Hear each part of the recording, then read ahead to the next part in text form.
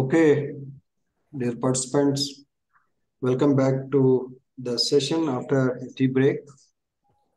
Uh, Hope the slide is visible to each one of you.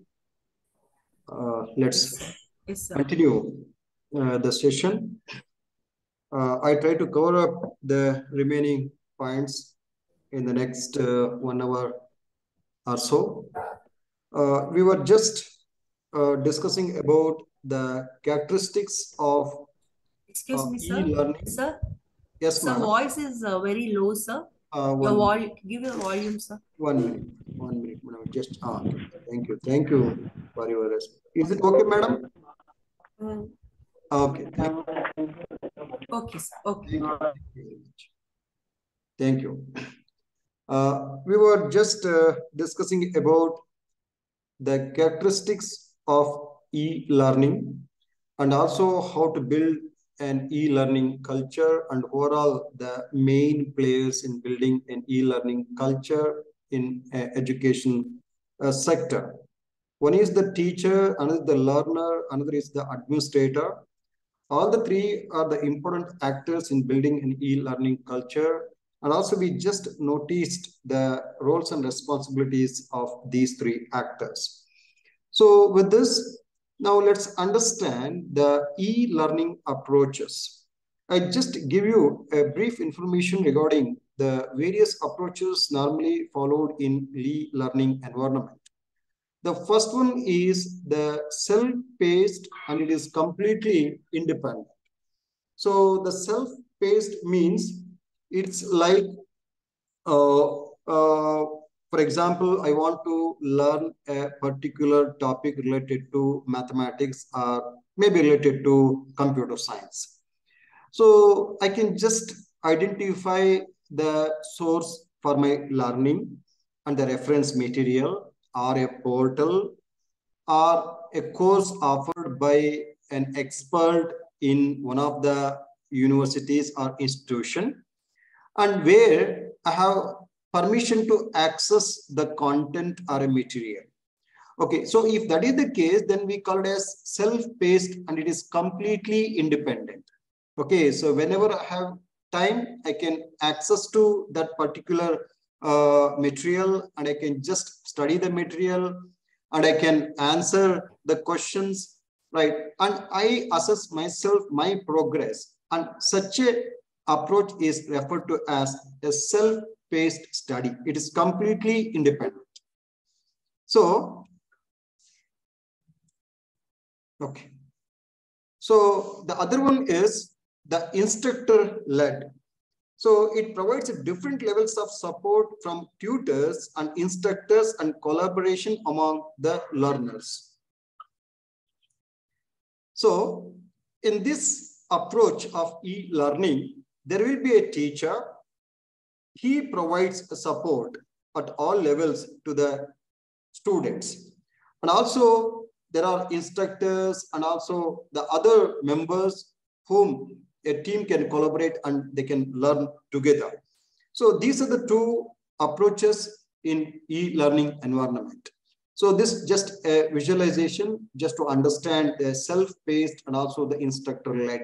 In a self-paced, a learner can just interact with a digitized material or interacting through e-learning environment where he can understand and learn the subjects of his or her interest. Where in case of instructor-led, there will be someone who is supervising the learners, right? So through kind of instructions at various levels, and where the learners can in turn have a collaboration and they can learn and definitely they can interact with the instructor for next level of learning. So this is how e-learning happens in two different.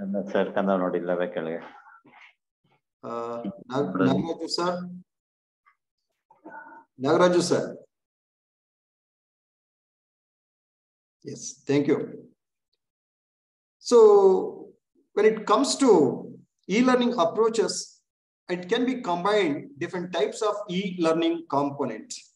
So whether it is an instructor-led or a self-paced, definitely each e-learning approach must supported with various e-learning components, and that is e-learning content, e-tutoring, e-coaching, e-mentoring, collaborative learning, and virtual classroom. So when it comes to e-learning content, we have already seen a simple learning resources which are available in the portal or in any repository, interactive e-lessons, electronic simulations, and also job aids. So if I just extend this, you can just see simple learning resources could be a doc or a PPT or any such kind of electronic resources. And also the interactive e-lessons in the form of videos or simulations, and also the job aids and also the electronic simulations, right? So all these things forms a content for a e-learning environment. So we refer to as e-learning content. So when it comes to e-tutoring, coaching, and mentoring, e-mentoring provides individual support and feedback to learners through online tools and facilitation techniques, right? And then the collaborative learning, like activities ranges from discussions and knowledge sharing to working together on a common project. Social software such as charts, discussion forums, and blogs are used for online collaboration among the learners. So we can create a community social website through which we can interact, right? And we can discuss, and even the blogs are right now used for a collaborative learning where one of the learner can pose a question and other learners who are in that discussion forum can answer that question and clarify the doubts. And that's how learning happens, through frequently asked questions and also the answers provided by the peers in the same group. And that's what is called a collaborative learning. So definitely when many such people are collaborated, and definitely each one of them can think in a different way, and their viewpoints and their way of looking at the concept and solution to the problem will be entirely in a diversified way. So that gives a richer experience for the learner to expose to all such type of diversified and creative solutions to a particular problem, right? And that is what is very much required in any learning environment. And that is possible with a collaborative learning. So in order to supervise this, definitely we can have like e-tutoring and coaching and also mentoring, okay? So all these things are a part of the e-learning framework. And the next one is the virtual classroom, as you are all aware of. It is the instructional method most similar to the traditional classroom training as it is led by completely by an instructor. Because during a pandemic, we were all forced to take online classes where we have used the Zoom meeting and WebEx and other platforms to deliver a content. And even right now, we are using a similar technique. It's like a virtual classroom, right? So you're all attending this session, and as an instructor, I'm delivering something to you, right? So that's what is a virtual classroom. It is completely led by an instructor, right? So that's another, a part of e-learning approach. So when it comes to quality of e-learning, it's learner-centered content, granularity, engaging content, interactivity, and also a personalization. So these are the major quality attributes of e-learning as a quality of e-learning. So learner-centered content, right? So each learner can define or they can access to the content of their interest. Okay, so why today mobile has become the very something like very important component in each and everybody's life is because it provides you a very personalized experience, right? Because we are owning a mobile, a smart device, where we can use that device according to our interest, and whatever we are accessing there and whatever the purpose we use that mobile is altogether, no, it's a personalized, right? So there will not be anybody's intervention at all. So that's why mobile has created such a revolution in our day-to-day life, because it always delivers a learner-centered content or personalized content, right? Very similarly here also, in a e-learning environment, a learner-centered content will be provided, right? So depending upon the interest of the learner, the content can be delivered, and also the granularity. For example, a researcher want to study a particular concept very depth, right? Or just a graduate student want to know only a surface level content, right? So the e-learning platform will provide such a level of granularity depending upon the interest of the learner. Okay, if a student is at a PU level, then the information can be provided at that level itself. If a student is a graduate student, then definitely he can get access to the material at that level. And if a student is a research scholar, then definitely he wanted to go into the depth on a particular topic, and that's also possible.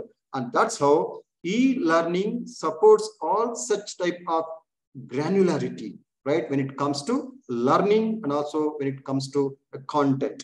And also the engaging content, as I already mentioned, through simulations and gamifications and with a very beautiful visualization, the entire content makes the learner more engaged, right?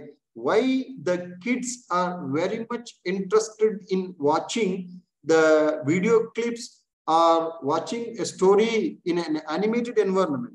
The reason is the content and the beautification of the content itself makes the learner more engaged, right? If we are just presenting the text information to the kid may not be able to imagine and understand the whole idea and the concept. But if the same text has been presented in a visual form, then the kid may show much interest in understanding that.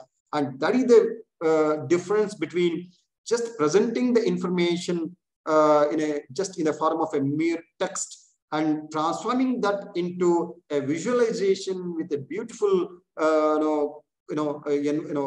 with a visualization, right?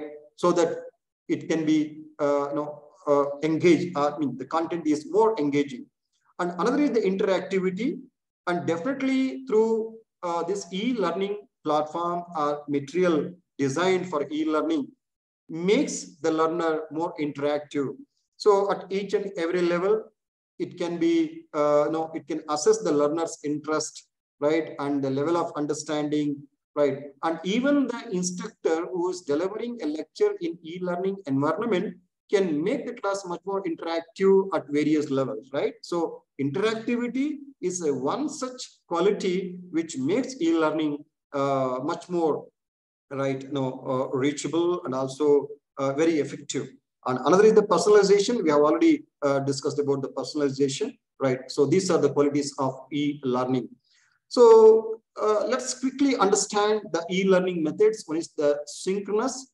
Synchronous means the learning happens at the same time. I mean, teaching and learning happens at the same time, and there is a real time. So synchronous events take place in a real time, and it's communication between two people, and it requires both of them to be present at the given time.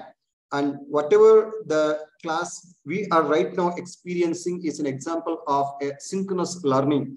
So sitting at one end, I am delivering something to you. At the other end, you are receiving. So the learning happens at the same time or in a real-time environment. So such a learning is referred to as a synchronous learning. So chat conversations and audio video conferencing are the examples of synchronous learning.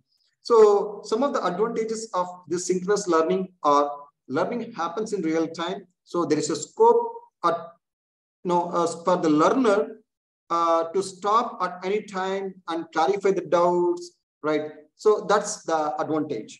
The participants can share their ideas during the training session.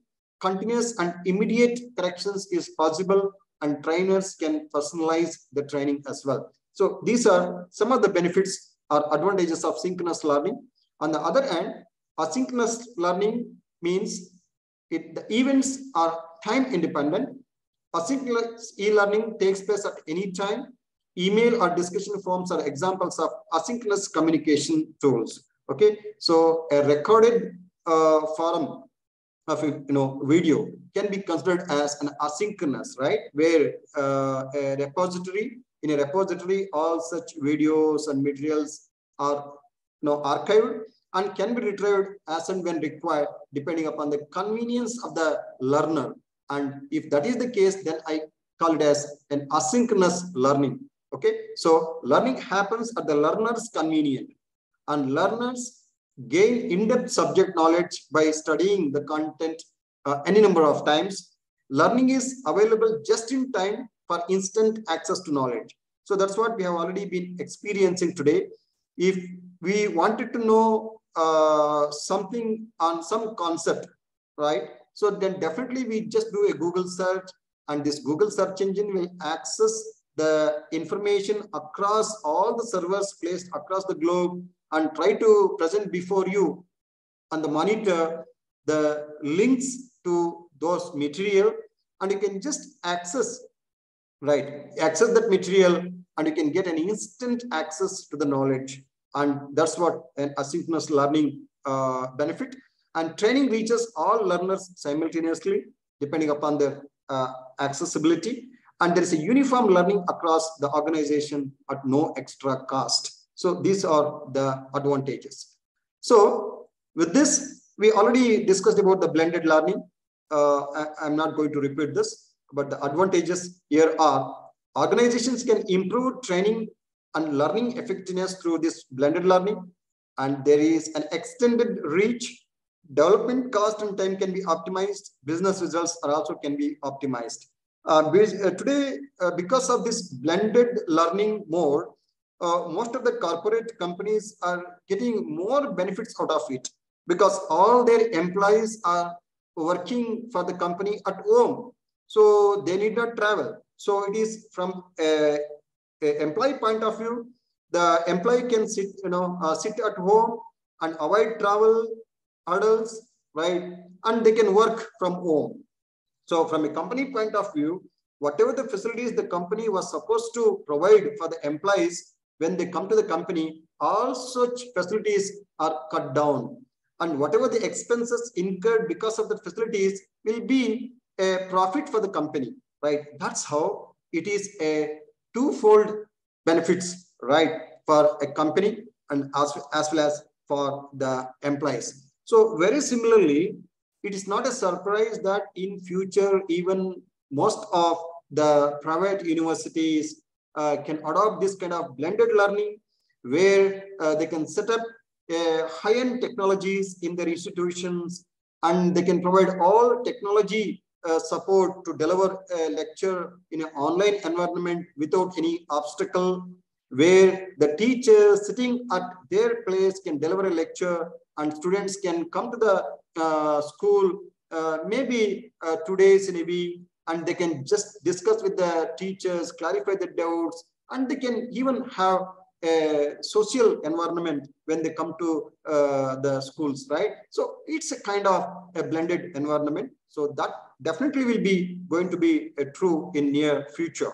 So with this observation, if you just compare a traditional versus e-learning methods, here are some of the points. So when it comes to the classroom, in a traditional classroom, it's physical, limited size. So we cannot have 200 students in one class and we can deliver a lecture. So it's quite difficult. Definitely it is constrained by the space and other resources. And also it is synchronous, right? So a teacher has to come to the class and deliver a lecture, and students have to listen to that lecture at that time slot only, right? That's what is called synchronous. But when it comes to e-learning environment, it's unlimited, right? Even 1,000 students can listen to a lecture in online or a virtual mode. So it's unlimited, right? It just depends on the tool which you are using and the internet speed and the capacity, right? So apart from that, there is no limit as such. And also, excuse me, sir. yes. Yes, I want just a small clarification, sir. please. In that classroom e-learning system, Yes, already we can go for the Google Classroom, sir. In yes, that, we can accommodate how many, 40 or 50 students we can accommodate. yes. But when coming to the somewhat some enhanced system like whiteboard and all, they are restricted to some amount of students only. Yes, madam. Whiteboard like that and all. Yes, can you tell me any classroom that will be available for more content, more students to occupy that app name, like whiteboard? Yes, madam. As you already as you already mentioned, Yes, most of the service providers like Zoom or WebEx or Microsoft Team, no, madam. Yes, sir. They always offer two versions. One is a free version, another is the paid version. Yes, sir. So normally in the free version, they are limiting the number of participants. Yes. So maybe they can restrict the number of participants to 250. And also time also, sir. Time also. Yes, madam. Yes, madam. So, but when we have an licensed version, right? So then definitely that number of participants can be increased and that control will be there with the service provider, madam. Okay. Right? Even if they mind with all the internet support and the bandwidth and all, even they can allow more than 1,000 or 2,000 members can participate at the same time. It's only fine-tuning the tool. And because when the tool is being developed, they always have a maximum limit and that can be enhanced depending upon the technology advancement. So any app for that matter, which you have already used like Zoom, WebEx or Microsoft Team or any such kind of stuff, because we have experienced only the free version and that definitely has a limitation. But when we go for a licensed version, then definitely depending upon the type of the license, we can have more number of participants in such a online or virtual platform, madam. Flexibility also. Yes, yes, definitely, madam. Definitely. Even the time as well. You can, well in advance, you can set up the time of say 2 hours interval or even 3 hours interval, because in a corporate sector, there will be an interaction with the clients and the technocrats, and they will have a meeting the whole day, right? If the meeting starts in the morning, it continuously goes on without any interruption at all. So new technical people will join and the clients will join, and that the training or interactions and clarifications will keep on continuously going on, right? So that's how definitely such a support will be there, but it all depends on what technology. Yes, what type of tool we are using and whether it's a licensed version or whether it's a free version, and that makes the difference, madam. Okay. That's all. Thanks. Yes. So when it comes to the content, as we already mentioned, in a traditional classroom, many times we restrict to a PowerPoint or a transparency, but we are not using transparency right now because we have already been advanced. So normally we use a PowerPoint, and even today we use textbooks and we refer to library. And of course, we are not completely replacing the traditional system, but in addition to that, we are just moving towards advanced, and we try to get the benefits of advanced technology. That's all. So we can also use a video, and also we have a collaboration. But the advancement in e-learning platform is a multimedia simulation, a digital library.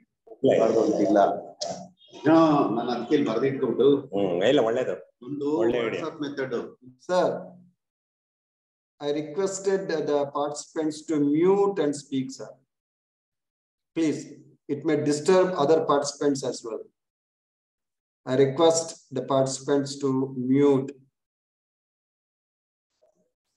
Right? So I think something I am just seeing here, Android, right? Android, Blue Drive. Sir, please mute in case if you have any urgency to speak with others.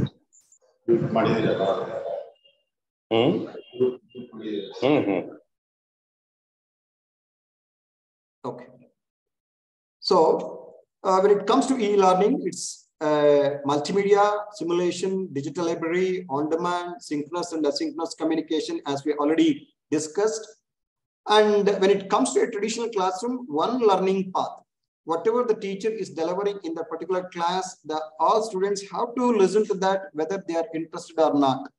But when it comes to an e-learning environment, the learning path and pace can be determined by the learner, right? Because the material is made available, right? Maybe one student is interested in learning one particular subject in commerce, like management, and the other student who belongs to the same class may interested in learning marketing, right? Or maybe financial accountancy, etc.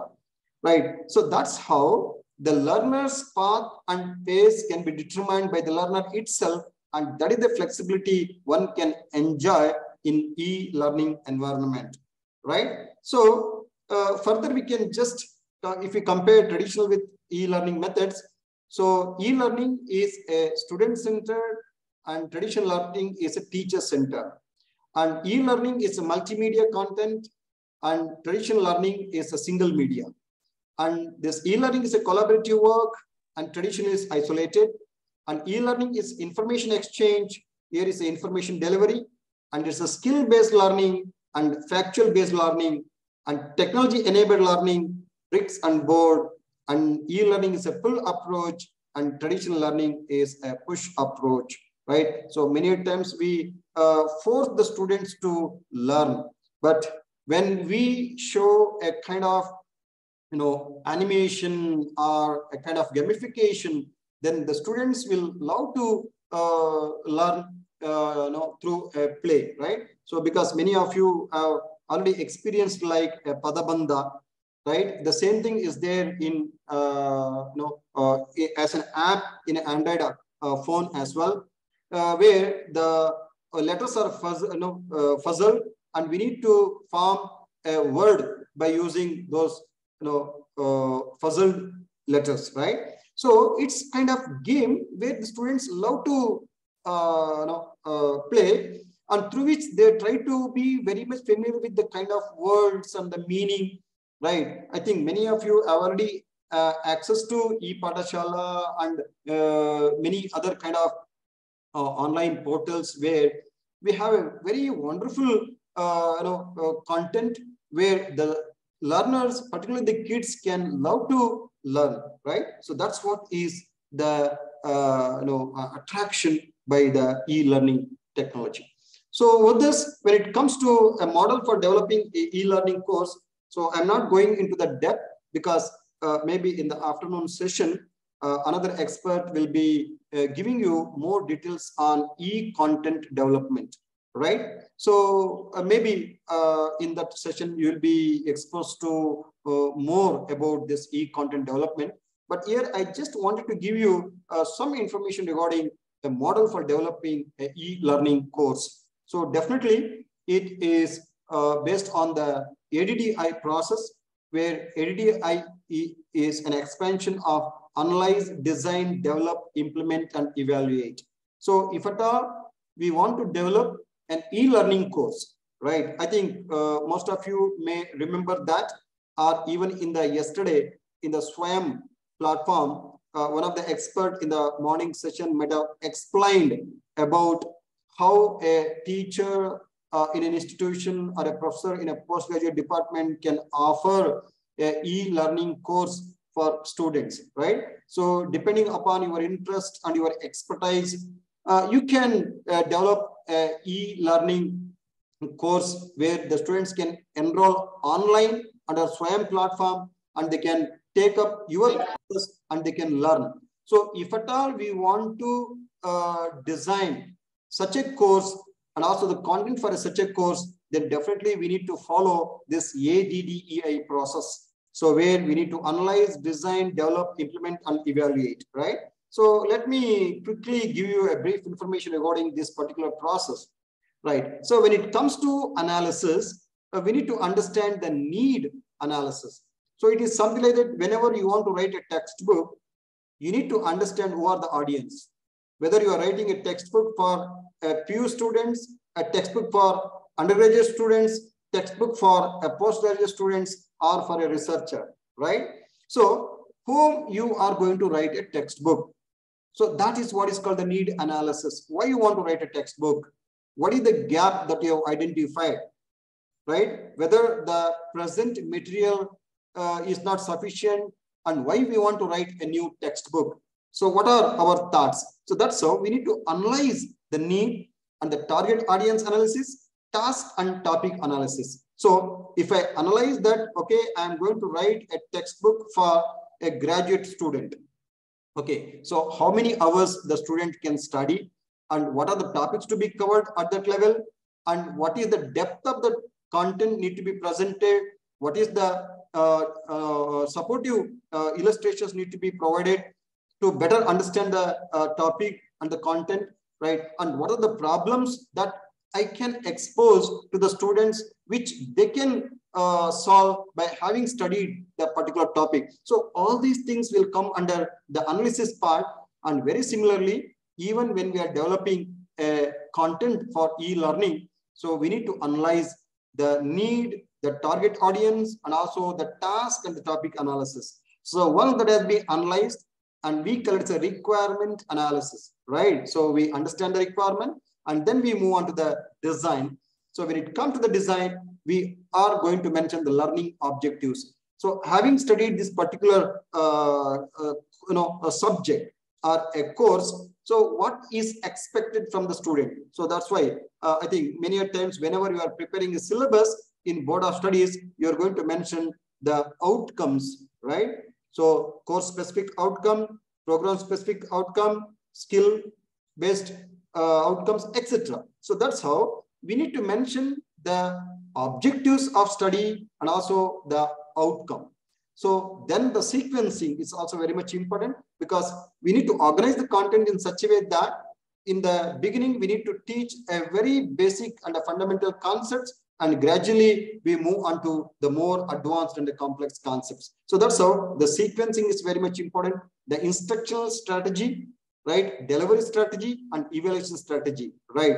So what is the pedagogical pedagogy we need to follow to deliver that content? Whether we need to incorporate a tutorial component there, whether we need to incorporate a practical component, whether it is only a theory, or what sort of skill is needed to understand that. So all those things we need to consider, and all those are a part of the design. And once the design has been very well analyzed and understood, then we move on to the development, where during development, right, so actual technology is needed, right? Maybe we need a support of a technocrat who is well versed in the technology, who knows programming, who know how to develop a web portal, and also the web content, right, management and everything. So with the support of those skilled and technocrats, so the development starts. So the content development, storyboard development, and also the courseware development. And once that development has been done, then it goes to the implementation, means the actual installation and also the distribution, where we put the system into operation, right? And then managing the learners' activities, and then finally the evaluation, that's the reactions, learning, behavior, and also the result. So these are the main components in ADDIE model of for e-learning. So whenever we want to propose a new course under e-learning platform, we have to follow this one of this model.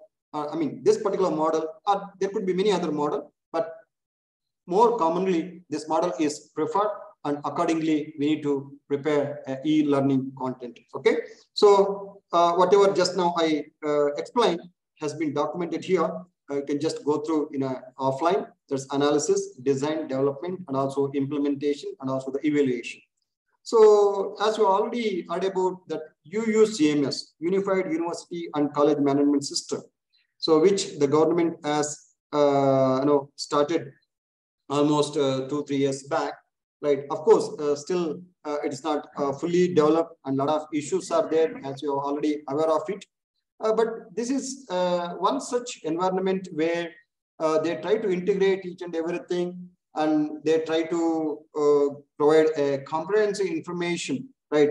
So objective is very good, maybe there are some implementation issues, but if everything is sorted out, definitely that could be a very good project where each and every piece of information about the student and the faculty and everything is well accountable, and there will be a clarity regarding each and every information, and each and everybody can access to any piece of information at any point of time just by a mouse click, right? That's what is the technology. Maybe that will be accomplished very shortly, but definitely whenever there is a transition, a lot of issues will be there. But principals and nodal officers of various institutions are right now struggling a lot because of unclear information when implementing this USMS. I do understand that because from the past 2-3 years as a nodal officer, even I experienced, and when I interacted with the nodal officers and the principals of various colleges, I could understand their dilemma, right, in implementing it, right? So anyhow, I did not go into the depth explaining the issues with USMS right now, but let's understand this HDI process. Hope you could get a complete picture about the HDI process without too much of technical information. As I already mentioned that in the afternoon session, one of the experts will be giving you more information about e-content development. Okay, so with this, now in a couple of slides and the minutes, I would like to give you some other general information regarding the e-learning environment platform. So now look at the tools which all of you are quite familiar. There's an email, right? Each one of us are very, very much familiar with the email, right? Every day we access to our email, we do communication, right? We send messages, we receive messages, and we organize the important messages, right? The same thing can be extended even for e-learning, right? I mean to say, let us assume that a set of students have enrolled for your course, and you have collected the details of all those students and email of all the students, right? And you have created a group, so you can have a communication with all the students through email. So every teacher should have an email account, communicate with students, communicate with parents. Even you can also invite the parents to be the part, and whatever the meeting or communications that has been done with the students can also be extended to the parents as well. Let the parents be aware of their students' adwards, progress, performance, and any other academic information what they wish to. So students can submit assignments online, can have attachments, create a paperless environment, simple but effective, efficient and cost effective. So that's what is the email. And another chart like WhatsApp, Telegram, and many other kind of tools we can use for this, where it is a synchronous communication tool. Communicate with students, communicate with parents, more students participation is possible, and collaborative learning is also possible with this kind of tool. And an online form like asynchronous discussion form, and teacher can create discussion groups. Teacher could post a question and request students to comment on that. Students can post their comments, can encourage community participation. Collaborative learning can be fostered. Feedback from diverse culture is also possible. And that's what is an online form as an e-learning tool. And another is the web, where a wide range of materials are available. Teacher will need to narrow down. It's a resource center, sharing of resources, supported by images, audio, simulation, and multimedia. So this also has been already experienced and exposed, right? So we all have exposed because every day, if for one or the other reason, we search for a material through a Google, right? And very recently now there is another technology which had to be popularized. Some of you might have heard about it, ChatGPT, right? Generative pre-trained transformer. So that will be the alternative technology for a Google, which works similar to the Google. And even they have trained the system in such a way that it can write essay on the topic. If you give a topic, it can write an essay. If you give a question, it can write the answer the way student can write an answer. So to that extent, they have explored artificial intelligence, and that is what is the technology today we are experiencing. In very short period of time, we will be able to access to that, and it may definitely be more familiar the way the Google has become familiar, right? So that's what the web. And similarly, the video conference, as you are already familiar, can conduct a live lecture, communication with students, parents, supported by audio, chat, and whiteboard, supporting, support sharing of applications can be recorded and later be used for on-demand lectures, and also demo can also be possible with the video conference. So with this, now there are top 10 e-learning companies in India. Some of these companies may be familiar to you because whenever you are watching a news or a Daravahi in the TV, there will be an advertisement regarding these e-learning companies. So one such company is Byju. Byju is one of the top e-learning companies in India, which is headquartered in Bangalore and India. Byju boasts to receive first investment in Asia from the Chan Zuckerberg initiative. And this educational technology and online tutoring firm has created a K2 learning smartphone app that offers a highly effective, adaptive, and engaging learning programs. And these programs not only serve school students, but also train students for various competitive examinations such as IIT, JEE, CAT, GRE, IAS, and many more. So many of you have already heard about it, and some of you are, maybe your kids or your relatives have been, associated with this kind of, Byju's company for the many learning requirements like preparing for IIT, JEE, CAT, GRE, IAS, and many more as such. Another is a Dexter's Education, which was founded in 2001, headquartered in Bangalore, India. And this also provides customized industry-based education solutions for a corporate learning and talent management and enhanced end-user adoption, right? And this is another company. And similarly, we have EduComp Solutions, and also IGNO, NIIT, EduCord, Simply Learn, GIS Learning, Merit Nation, Excelsa.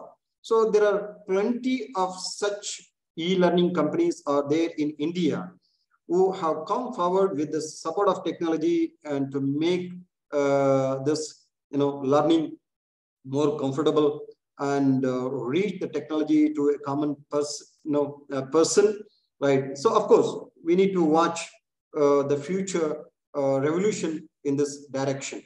So with this, now when it comes to e-learning platforms, I'm not going to take much of your time because this MOOCs concept has already been discussed with you in the yesterday's session itself by one of the experts, right? So MOOC stands for Massive Online Open Courses. So example, Coursera and FutureLearn. It's a virtual learning environment such as Learn or Blackboard, video streaming services such as YouTube, and virtual instructor-led training, VALT, WebEx, or webinars, and discussion boards like Facebook, WhatsApp, forums, LinkedIn, ResearchGate, and podcast, a recorded program of talk and music. So when it comes to e-learning platform, these are the various platforms, including MOOCs and other, right, virtual instructor-led training programs and all. So through which we can accomplish the e-learning.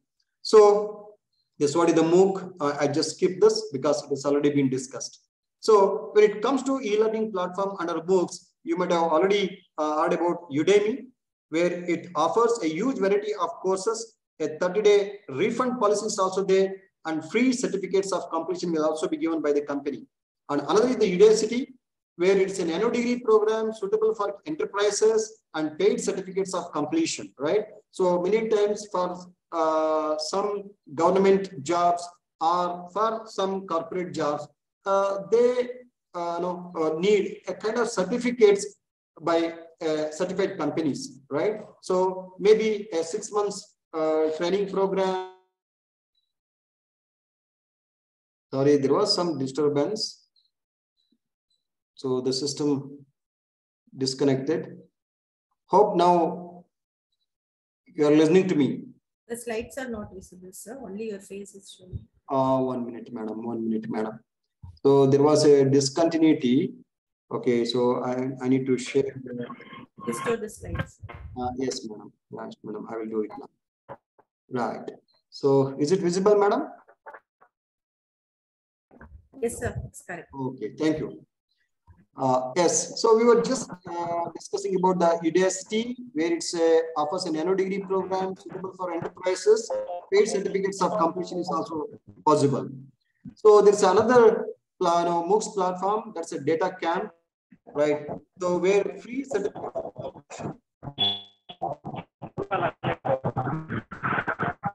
There's some disturbance, sir.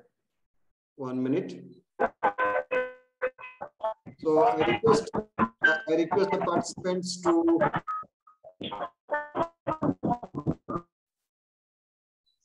One minute. Okay. Right. So there's another e-learning platform under MOOCs, that is Data Camp, where free certificates of completion and focused on data science skills and flexible learning timetable is also possible with this Data Camp. And another is the EDX. There's university level courses are offered in this EDX platform and suitable for enterprises, and also paid certificates of completion is also possible with this kind of e-learning platform. So with this, there is a Coursera which offers or gives you professional certificates, and university level courses are also offered. Online degree programs are also offered under Coursera, and skill share is there where real-time projects can be done with this. 30-day refund policy is there, and free courses are also available with this platform. Another is the LinkedIn learning, business-related courses, integration with the LinkedIn, professionally made interface. And then is the Khan Academy, adapted for early education, suitable for parents or kids, and as test-free material. So these are a few e-learning platform courses under MOOC where anybody who's interested can explore much more and get more information about this, and they can register for the courses and they can get a certificates. And according to the recent government policies, any such authenticated certificates by such authenticated platforms will be valid even for the job purpose, and also the companies and the corporate sectors will accept such kind of certificates, and subsequently the performance by the certificate holder. So with this, now let me give some information regarding the future of e-learning. So I just request the participants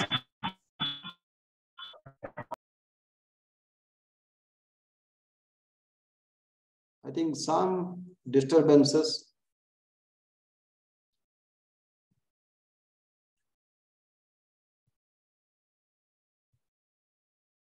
ಅದು ಈ ನಡುವೆ disconnect ಆಯ್ತು ಆಯ್ತಾ.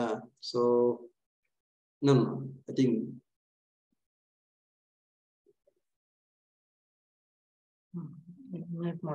ಆಗಿದೆ. 1 minute. Okay. Right. So now let's look at the future of e-learning. And many of you have heard about the VR and AR technology, where VR stands for virtual reality and AR stands for augmented reality. So definitely this will be the future of e-learning, where many companies which have already listed out or mentioned are moving further to adopt these kind of technology as e-learning platforms, where they try to attract the students and they try to provide a better learning experience to the students. So this VR stands for virtual reality, the use of computer technology to recreate a 3D interactive environment that users can interact with. For example, I already mentioned you want to explain like an experiment in chemistry, a titration experiment in chemistry. or a pendulum experiment in physics, or a Newton's law experiments in physics, right? Or even in mathematics, you want to explain a solar system, in a physics solar system, and in mathematics, you want to explain polar coordinates and etc. So all those things can be better presented in the form of a 3D technology, right? An interactive environment where you can immerse the learner into the technology, and wherein you can drag their attention, right? It is as good as we are watching a movie, right? Just see, we can watch a beautiful movie for more than 2.5 hours without any intervention, right? We never feel that we have spent almost 2.5 hours if the interest, if the movie is very much interested, because we are into, we are immersed in that visual effects, right? And with the story. So if the same thing is presented in the form of a text for a 2.5 hours, we don't have that patience to listen to that. So that's how, even when we make audience engaged in such a 3D interactive environment, then definitely the learning happens with a better experience. And that's what they are trying to do in the through virtual reality and augmented reality. And that's the future of e-learning, right? So virtual reality has a lot of potential to boost e-learning and create interactive learning modules by incorporating 3D graphics with real-world experiences. For example, for an architectural engineering, if you want to explain how an architecture look like, so many of you already seen that how beautifully the building elevations and interiors can be presented to the owner of the building before constructing a house. So that's how even an architectural student or a civil engineering student or a mechanical engineering student can get a real-world experiences by through this interactive environment, which is supported by 3D and also with the support of virtual reality and augmented reality. So that's how the future of e-learning is headed. So, for example, one can create a courses on how to work in dangerous or high-risk environment, explore with hazardous material, or perform other complex activities without actually being exposed to such an environment, right? So definitely when we are working in a very such a critical environment, like in a chemical plant or, in a medical domain, like, for example, interacting with a patient in an ICU, right? So whenever we are trying to experiment with such kind of high risk environment, so definitely it's very difficult to get a training in a real scenario. So it's better to have a simulated environment in a 3D world, so that any such kind of, right, high risk, right, dangerous or high risk environments can be avoided, and we can explore with hazardous materials or perform other complex activities without actually being exposed to such an environment, right? So the medical and healthcare training industry can use VR technology very effectively to train in process and procedures, right? The VR environment will allow the learner to try and practice procedures without fearing the negative impact on real patients. For example, a doctor want to learn the surgery, right? It's very difficult to experiment any number of trials with any number of trials in a real scenario, right? With a body, right? In a real patient body. But the same thing can be simulated with virtual reality and augmented reality, where the doctors, particularly the surgeons, can practice that surgery with such a virtual patient any number of times, and they get practice, and later again they can try with a real patient body, like that. Okay, so that's how the virtual environment will allow the learner to try and practice procedures without fearing the negative impact on the real patients. So with this, when it comes to this virtual reality and augmented reality, it's a 3D world. So why we use 3D in your classroom? It's because of the attention, understanding, retention, behavior, and then the motivation. Now look at here, there is a survey made by one of the researcher or an author who presented these facts, and it's available in the literature.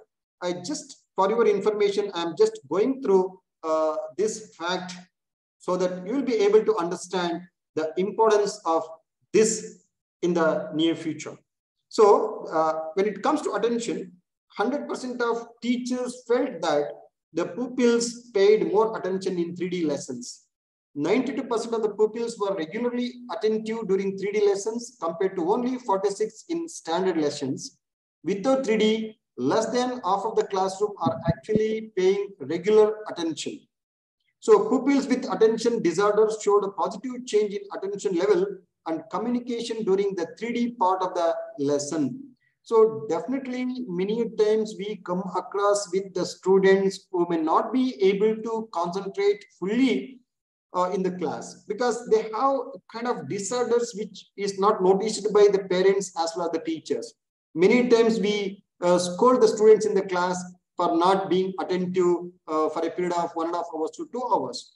Maybe it is not intentionally done by the student, but his inability to concentrate for more than 30 minutes or 40 minutes, maybe because he is having some attention disorder which he has not at all noticed.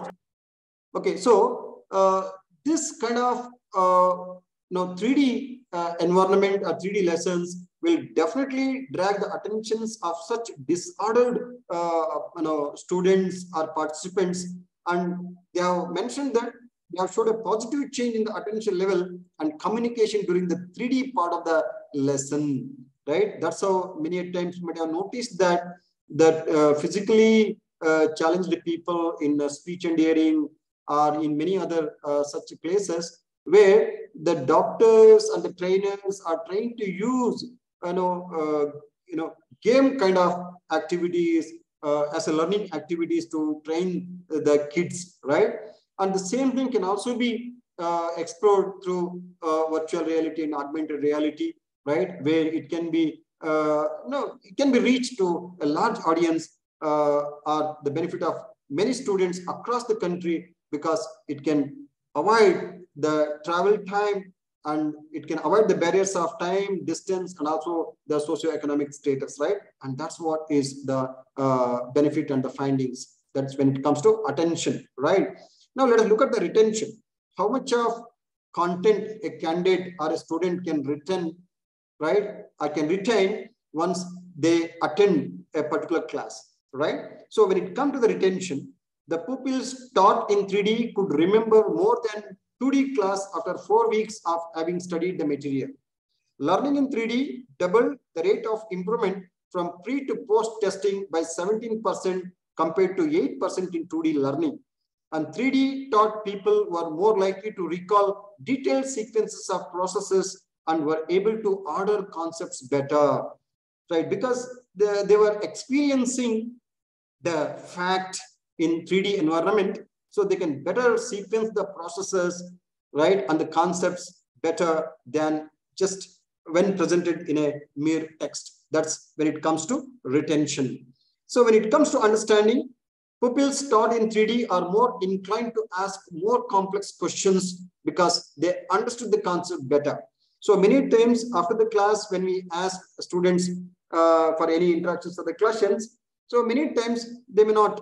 So maybe the reasons could be either they understood or they might not have understood, right? But definitely, if at all we want to ask some very interesting questions, right? So then the concept should be well understood, right? So that's how this what is the understanding. So they are telling that people taught in 3D are more inclined to ask more complex questions. 100% of teachers with 3D animations made the students understand the things better, and teachers found that students discovered new things through 3D and had enhanced the skills in describing their learning. So that's what is the observations as far as the understanding is concerned. So when it comes to the behavior, 70% of the teachers noted that the people's behavior had improved when using the 3D. The use of 3D led to positive changes in communication patterns and improved classroom interaction. So that's a behavior. And when it comes to the motivation, higher levels of pupil satisfaction with the 3D learning, and pupils noted happier teachers when teaching using 3D. So these are some of the findings by one of the researchers and the authors who has done some survey and published this material and in the in the form of a literature, right? This I got from some source. So now let's look at a few GIF files, right? Graphics files, which helps us to understand the importance of simulations and also the visualizations, right? So look at here, this how the internal mechanism of lock works. So many of us were not aware of this, right? Right. Definitely, we use lock and we use key, and every day in one or the other occasions we open the lock and we we put a lock again back, right? So here, this is how lock works. How we can find a unique key for every lock, right? So when you understand the internal mechanism, and whenever we are explaining such a concept to the kids, if you show such kind of simulations or animations, then definitely the kids can better understand the concept rather than explaining how a lock works. And similarly, look at the next one. A cheetah uses its tail to counter torsion and keep balance as it chases its prey. Now look at how it uses its tail, right? Whenever it is running fast to balance, right? So that we can explain to the kids whenever we are explaining the behavior of the animals, right? And how it balances and how it, in spite of such a speed, right? So that could be an interesting,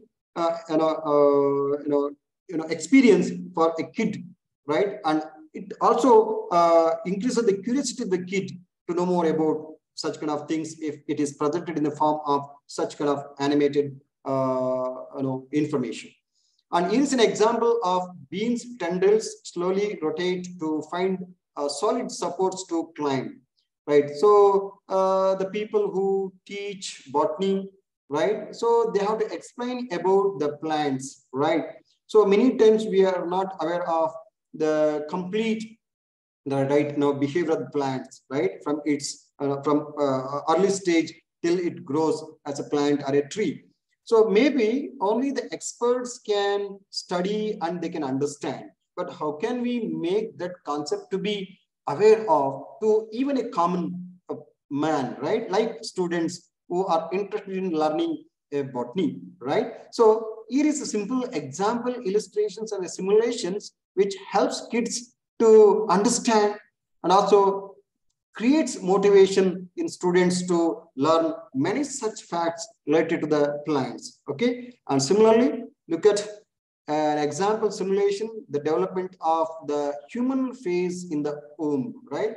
So if, if at all we want to explain a biology, a teacher can explain the kids or students regarding how the development of human face in the womb. So this is just only a very simple, animated images, but you can have even more realistic and with much more details, a complete picture about the development of human face in the womb, right? This only a very short GIF file, okay? And here is an example which shows how chains are assembled. So we have seen it, but we have never observed how it is done, right? So through these kind of simulations, we can give more clarity, and also we can teach the kids how all these things are made. So particularly in a manufacturing sector, a lot of wonders, and even till today we are not able to understand very clearly, right? So those things can be made very clear to the students by showing such kind of animated simulations or videos. So another is related to animal. Dogs cup their tongues like this to lap up water. We never noticed, right? And we have not seen this at all, because we might have seen a dog drinking water, but we have not noticed that to this level of detail. But for a teacher who is explaining about animals to the kids or to the graduate students as well, so we need to explain about such a minute information about an animal. right? Just an example, there could be many more as such. So it would be right, more easy for a teacher to give a clear information regarding such kind of minute information with more detail to the students. And another is a solar system, right? We can explain students about a solar system, how our universe is formed, and what is sun, and what is earth, what are the other planets, right? How they revolve around, and even many other technical information, right? How solar eclipse happens and lunar eclipse happens, and how full moon day happens and dark moon. So many such concepts can be better explained to the students through simulations, right? So the students even can learn with interest and curiosity, and that's how we can increases the motivation of the student and curiosity of the students, so that the students will be always engaged in learning. Okay, that's what an example. And here is another example of a Pythagorean theorem, right? We have seen that, a square, c squared is equal to a squared plus b squared, right? That hypotenuse and sides a and b. So we can just show the simple example experimentation to the students, and we can say that a square is equal to b square plus c square, right? Okay. It's a Pythagorean theorem in mathematics. So with this simple example, animated images, what I would like to convey here is we can definitely enhance the curiosity and the motivation level of the students through such kind of virtual reality environments, augmented reality environments, so that we can integrate such technologies in an e-learning framework, so that we can provide a better information to the student and better learning environment. That's what is the idea. So the three practical ways of using VR technology in e-learning is training simulations, gamification, and customized online courses, which I already mentioned. So when it comes to virtual reality environments, it's a non-immersive. A video game is a great example of non-immersive virtual reality experience. Semi-immersive, a virtual tour can be a good example of semi-immersive virtual technology, and a fully immersive, a Berkeley VR. So you please explore this. Berkeley VR is one of the most acknowledged and most amazing immersive virtual reality experiences. This experience allows you to fly like a bird and leaves you wanting for more. So please explore, if possible, this Berkeley VR. Okay, it's a virtual reality environment which is fully immersive, which gives a feeling that you are flying like a bird. So with this, here is another augmented reality where it tries to integrate the virtual reality with a real world, right? So that's what an interactive experiences that combine the real world and a computer generated content.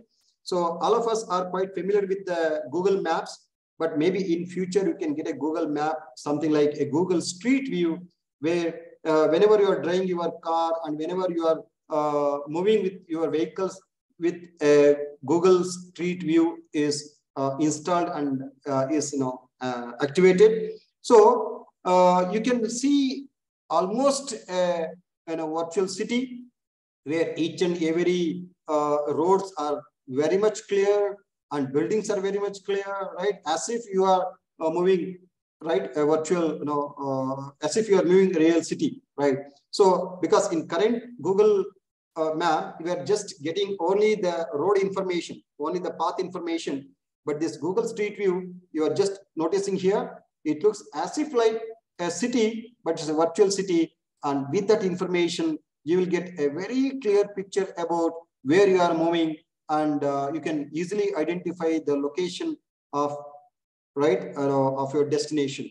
So that's what is a Google Street View. What you are seeing here is the Google Street View. I'm sure in a near future, you can use this kind of technology with your Android phone, right? And you can definitely get a real, different experience with this Google Street View. And similarly, we have many other things like pitch summary in cricket, interior decoration apps, Google Glass, and neurosurgery, and many more. If you are interested, you please explore any of this. And here is another example, interior decoration app. And this person with an app with his smartphone is trying to integrate virtual reality, right, with a real environment or a physical environment. So he's trying to understand if he places a furniture in this how it looks like, right? So that's how he tried to integrate the virtual reality with the physical reality, right? So that's what you might have seen. And even in many mobiles, high-end mobiles, Android mobiles, you can find this kind of app that can be installed, and you can even experience this. And this is an example of augmented reality with interior decoration app. Another is a neurosurgery, and you can see how doctors can experiment in a simulated environment and operations and something related to the brain surgery or nerves within the brain. So many things, because definitely experimenting these things in real patient is not at all permitted and not at all possible, right? Because it may leads to many risk factors, but they try to understand this in a virtual environment without any such kind of negative impact and without any fear, right? But once they get practiced, then they can get into the real scenario, right? So that's what is an example of neurosurgery. You can get more information regarding this if you are interested in, if you just Google search it. So with this, the advantages of VR and AR is risk reduction, reduced time taken to train the staff, increased contextualization, cost savings, emotional responses, and memory retention as well, as we noticed. So with this, there is a Edgars-Dale score of experiences as suggested by one of the experts. He says that people generally remember, right? And people are able to learning outcomes. This is learning activities, right? So now look at here. This is the cone. 10% of what they read, right? Suppose if you're just reading, you can just remember only 10%. 20% of what they hear, 30% of what they see, 50% of what they see and hear, 70% of what they say and write, 90% of what they do, right? And they are suggesting that, okay, if we engaged in real thing, that's design, perform a presentation, that is do the real thing.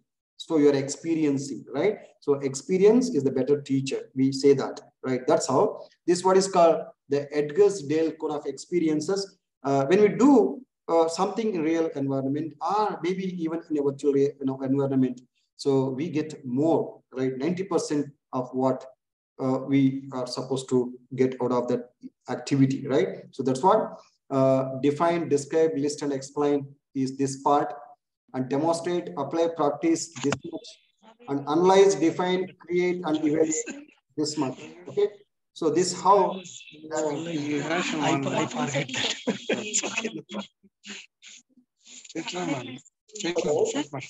And the price distribution.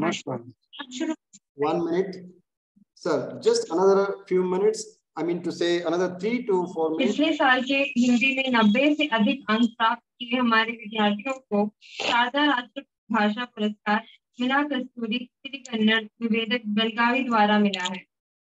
मैं हमारे guest doctor Sarvesh Maurya ji से निवेदन करती हूँ कि सारे पुरस्कार प्राप्त किए विद्यार्थियों को प्रमाण पत्र प्रस्तुत करें। And who is the participant? Certificates ಬಂದಿದೆಲ್ಲ ಸರ್ಕಲ್ ಕೊಡ್ಸಿ ಆಮೇಲೆ ಪ್ರೈಸಸ್ ಕೆಳಗೆ ಇಲ್ಲ ಅವ್ರಿಗೆ ಕೊಡ್ಸಿ ಇಲ್ಲ ಏನಿಲ್ಲ ಸರ್ ಅದು prices So see, this is what is happening in online mode. See, that's what I have been telling, that one should have a responsibility and self-directed and motivation, right? What is the point in just attending sessions like this when you are not interested, right? So if it is only for a certification, I don't have any answer to that question, right? Because we are all teachers, and I think we should have a minimum responsibility, right? And of course, I have not said anything. In case if at all you want to talk to, somebody else, you just mute and do it, right? Don't disturb others, because we cannot monitor each and everybody sitting at this point, right? Okay, so it's a sincere request that if you are not interested, you just mute and just go ahead with whatever you wanted to do, right? But you should not disturb others. I've been asking that. I don't know why, right? You have your option, right? You can just mute. I don't understand, right? I don't have any other words to say. Okay, so let me quickly finish. Strength. Of course, you can just go through that. There are some strengths and limitations, and also that's what is called a SWOT analysis. Ability to offer education to a large number of students from distance locations, which we already mentioned. Education is more accessible to people with limited financial resources and less time commitment necessary for corporate students, and best instructors making best courses available to all. Similarly, we have a weakness. I think you can just go to this. We have already been discussed since beginning, and opportunity and also the threat. So with this, to wind up this session, I just make some points, a summary, where e-learning is a convenient option for organizations in certain situations when there is a need to reach many geographically dispersed learners. In a self-paced e-learning course, learners can study course materials at any time they wish, and facilitated and instructor-led e-learning courses use communication tools which allow learners to communicate with facilitators and other participants. In a blended approach, e-learning sessions can be integrated with face-to-face traditional activities using a varieties of approaches which we already mentioned. And also we discussed there is a ADDIE process model to prepare e-learning course material, and technology is needed both to create e-learning material and make it accessible to learner. So with this, in conclusion, ICT and e-learning offers opportunity to raise educational standards in schools and colleges, and large range of ICT tools are available for teaching and learning, and close the gap of digital divide. Involvement of teachers and parents is important, and schools and colleges will need funding, access and training as well. So with this, now I have come to an end. So this is what is the material which I have referred to prepare these slides, right? I suggest you to go through this if time permits and if you are interested in. So with this, I thank all the participants for your patience listening from morning 10 till now. At the same time, I thank Dr. Nagendraswamy sir and all the staff of HRDC, Mysore, for having given me this opportunity to interact with you and share my little knowledge on the topic, an overview of e-learning. So now, if you have any queries or any questions or clarifications, you are most welcome for another 2 to 3 minutes. Sir, excuse me, sir. Yes, please, madam. Sir, can you suggest us for teachers some slides or PPTs available in the open resource, like slide share, sir? Another one is author stream is there. Like that, any slide, this thing is available, sir? Madam, many times what happens now, when we keep on searching for the material, okay, sometimes the Google will rank the pages according to its relevance, and whatever the material which is recently added with a high relevancy will be listed at top, madam. Okay, sir. But we should spend some time to search for a right. No, sir, no, sir. So not for that. Somewhat like pictures will be. Basically, I am a science teacher, so some pictures will be nice. We cannot go for searching that picture image where it is origin from, no, sir. So for that purpose, I'm asking, not for notes. Notes, we can prepare the PPT, sir. Some images like that. Yes, madam. As such. Not videos, not videos. Okay, images. Yeah. I mean, something like an animated. Like images. And like Khan Academy, like that they are having, yes, sir. Like that, any other resource? But the thing is, there are some such academies which allow you to access to their material free of cost, but many will require a kind of permission, madam. Okay. Right. All right. You do one thing, madam. You can just note down my mail ID and okay, you can just please be in touch, madam. You can just send WhatsApp message. I will just explore it and I can just help you to get all the important material, madam. Sure. Thank you. Definitely, madam. Definitely. Sure. So, any other? Sir, good afternoon, sir. Good afternoon. Sir, this is Abhishek from Speech and Hearing. Yeah, I have a question, sir. Like when we blend the resources which you told, sometimes there may be copyright issues also. So how do we counteract that, sir? Like you showed us some e-resources which can be blended in our content material. But when we do so, there are chances of copyright issues now, sir. How do we counteract that? Can you just mention, sir, in what context the corporate will come into picture? Actually, there are some government initiatives where we have a permission to access all sort of materials as we have all the right to access to it, sir. But when it comes to a private agencies, as I have already mentioned, some of the corporate companies, then definitely we will not be having a complete access to any of the material or any support from this from them without paying, right? If not fully, at least some part payment. Okay, right. So, but in other cases, maybe in a MOOCs platform or in other platforms, we call it open sources where we have all the freedom to access and make use of the tools and sources, and we can come out with whatever we wanted to provide according to our requirements. I don't think any company will come, will have any interference. I mean, intervention regarding that process, right?